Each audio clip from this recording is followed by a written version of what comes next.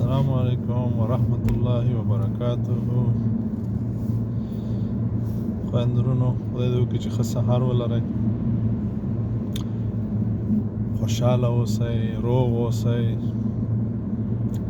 په ګېډه ماړه اوسئ او په ښو کارونو بوخت اوسئ.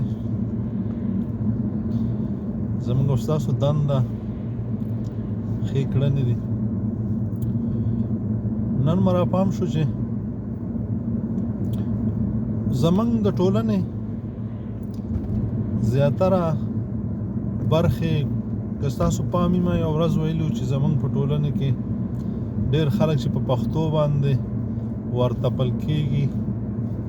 هغه پښتو نه ده. پښتو تقریبا 2 لسیزې لږه لږه را خرابه شوې ده، همدغسې اوس بیخي تنې چکني جوړه ده. هر بدکار چې پکې دښمنانو راوسته دي، دښمنان خو پخپله نه کوي، خو زمونږ یو څو کسان روزي او هغه سپین لمني چې زمونږ ورته ډېر بیا قدر او عقیده لرو. بیا راکې دا کیسه عامه شي نو بیا پښتو راوتپل شي. خو د دوی نه یو بد چې ما داسې ورباندې فکر وکړ او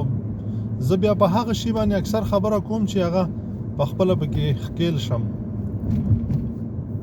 په موږ کې دغه یو شی هم بد راغلی دی چې زیاتره کورنۍ اول ما فکر کاوه چې ځوانان بیا مې چې ولیدل زاړه هم پکې ښکېل دي، خو زاړه هغه وخت کې چې پخپله ورباندې راشي بیا نو متوجه شي د انسان یو وخت کې کار څومره په بد وختۍ بیا یو وخت کې راویښېږي، وجدان یې کار کوي، خو پښیمانه وي، وخت تېر وي نو بیا هیڅ ګټه هم نه لري، نه څوک د هغې په خوله باندې باور کوي او نه یې ښه او بد مني. نو دغه یو بد عمل په موږ کې عام دی چې ما ولیدل دواړه طرفه. یو طرف دا چې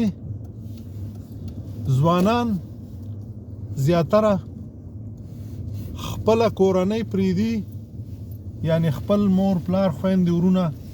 پرېږدي او بل نوي خپل پسې ځي او د خپل کور حالات او د خپل د کور هغه بدې کړنې چې په کور کې شتون لري بیانوي او د هغې سره دومره نږدې کېږي لکه څنګه چې باید د خپل مور او پلار او خویندو ورونو سره نږدې وای، چې دا ډېر بد عادت دی.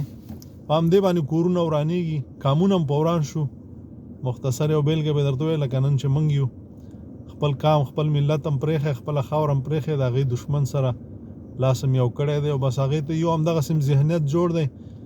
چې کله د خپلې خاورې خپل اختیار خبره کوي، د خپل کام د ګټې خبره کوي، د خپلو مدنیاتو خبره کوي، همدغه خپل بچي د راپاڅي او په مخ کې د ودرېږي چې نه دا خو چې دی تعصب دی او چې هغه د هغې ځینې راځي او زما مدنیات وړي نو دا تعصب نه دی. همدغسې موږ د خپل کور حالات په بل کور کې وایو، حالان کې د پلار نه خیرخوا بل څوک نشته، د رور نه خیرخوا بل څوک نشته. ته ځې یا د خسر په کور کې یا د تره زوی په کور کې یا داسې چې لور د ورکړي یا لور د ور نه کړي د هغې په کور کې ته ځې د کور هر څه په ډاګی او د هغې تر خوا ودرېږي او دواړه طرفه مې ځکه وویله چې بیا هغه هم دومره خیرخوا تا ته ونیي چې خبردار چې ما ته دا خبرې ونه کړي، هغه د کور دی، اول هغه دی. نو د دې نه خبره داسې معلومیږي چې لکه د مور نه چې میره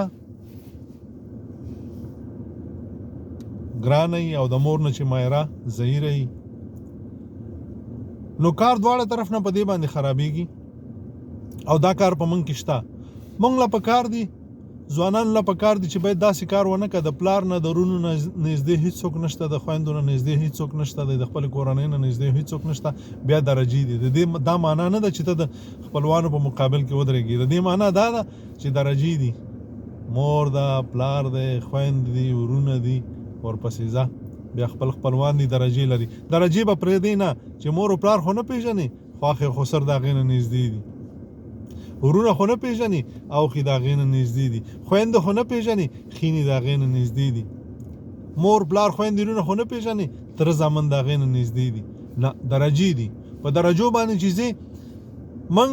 یا خو د خود خواهی د خود خرزۍ د خپل مطلب دپاره او یا خو دې دپاره چې دغه په کور کې دښمني جوړه کو خپلو کې سره بېګاړه کو اوبه خړي کو میان پکې ونیسو بیا نو هغه کورنۍ هم داسې ورته نه چې وسړیه تا ته چې پلار دومره نږدې نه دی ته چې د پلار غیبت زما په کور کې کوې ته چې د مور د خور د رور غیبت زما په کور کې کوې زما به څه په کار راشي